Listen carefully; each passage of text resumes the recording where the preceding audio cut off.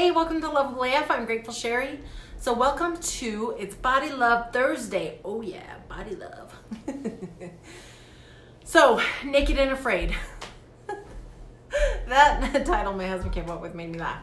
So, a friend of mine actually, as we were talking, as women do sometimes when we get together, she said her husband had never seen her naked, not once. And I was like, okay, what about when you get out of the shower? She's like, well, I stay behind the curtain and I wrap all up.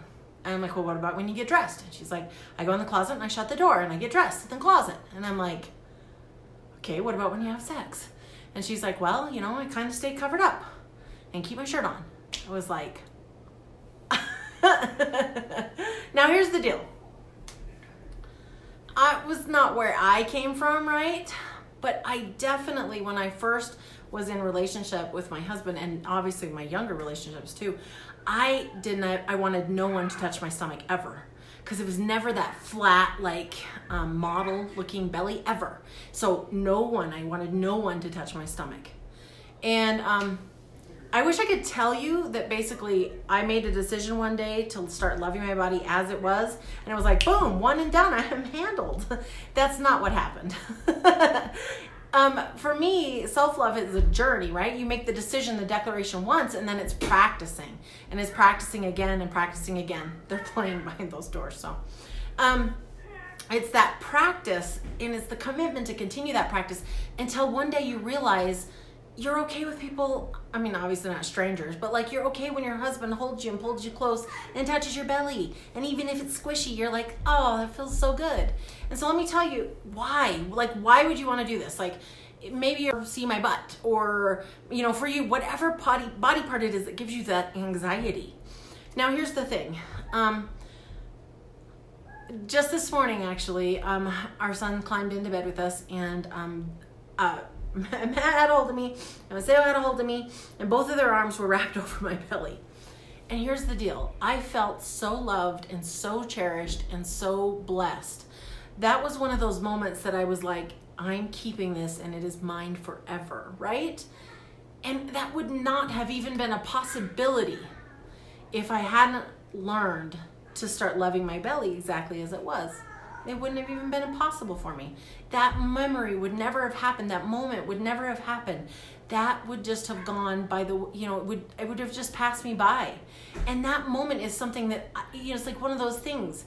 I can look back for the rest of my life and remember that feeling of feeling that loved and special, and just feeling it deep, deep in my soul. And the reason it was available to me is because I decided I was going to love my body as it was.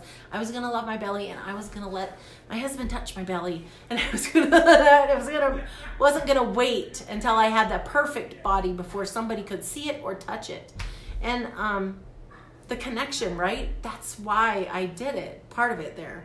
But the other part is just for me. I just wanted to feel good in my own skin, feel happy with who I was, feel beautiful as I was. No changes necessary. No,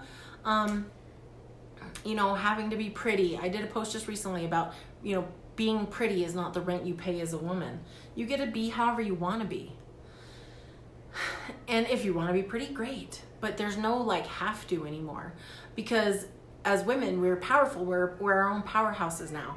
And we don't have to show up in any specific way. We can wander around with buns in our hair, dirty hair, and sweatpants, right? And people who really love us are still going to love us, right? And then when we want to dress up and look beautiful, we can do that too. But we do it because we want to, not because it's some forced thing that's forced upon us that we have to be pretty in order to be here, in order to be worthy to take up space, because that's not true. So whatever your belly does, or your butt, or your thighs, or whatever it is, I invite you to take this moment to decide that you're going to start loving that body part, yourself, just as you are, because you never know what'll open up from it. You never know the kind of moments, the sweetness, the amazing, overwhelming perfection of a moment that you might be missing. That's my truth there for you. And if you guys are like, you know, I want to keep going with this. Like, so I talk about for entrepreneurs, I mean, this is body love, which obviously goes for everybody. But for entrepreneurs, why body love is so crucial is the more we love ourselves, the more that we feel good, that guess what? The better our business does. The more we feel good about our business, the more confidence we have in our business. I don't know if you've noticed, but it's like with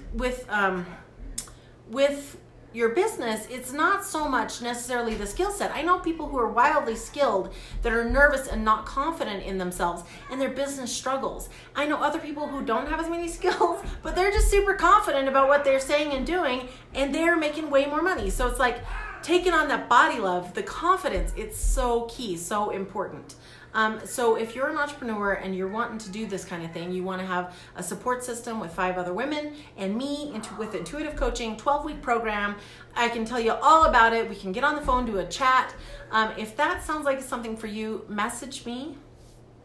And in case nobody has told you yet today, you are lovable as fuck just the way you are, and I'll see you tomorrow.